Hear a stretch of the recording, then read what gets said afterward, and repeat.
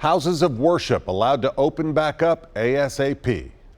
The governors need to do the right thing and allow these very important, essential places of faith to open right now for this weekend. President Trump announcing today that churches and other houses of worship can hold in-person services. Here in Tennessee, Governor Lee never closed houses of worship, but Kentucky Governor Andy Beshear did.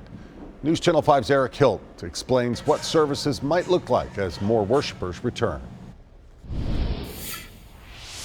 As mid-state sanctuaries sit empty, questions about reopening places of worship linger. We're getting a lot more emails like, when are we going to open up the church? Those questions are even coming from President Donald Trump, who today urged states to allow churches to open this weekend. I call upon governors to allow our churches and places of worship to open right now. I appreciated it. It was the First Amendment right, the right to freedom of worship is very sacred and very precious to us. But Brentwood Baptist senior pastor Mike Glenn says the president's request wasn't as pressing in Tennessee. Governor Lee has been very, very respectful. Governor Bill Lee never closed churches, but provided guidelines for safe worship.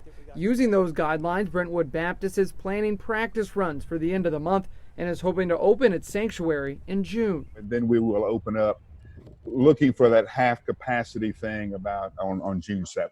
That'll be our first official Sunday back. But that Sunday will sound, can't have a choir if they stand in 6 feet apart, and look a lot different. They'll be seated further apart. They won't be able to get up and shake hands or hug, not passing the offering plate, all those kind of very, very different things. Glenn says even though the changes were abrupt, so having to change that fast and that drastically is something that just no one's ever done before. Going back will be slow. It's going to be a very, very slow return back to normal. And churches like his may never fully return to how things were before COVID-19. I don't think it ever goes back. In Nashville, Eric Hilt, News Channel 5.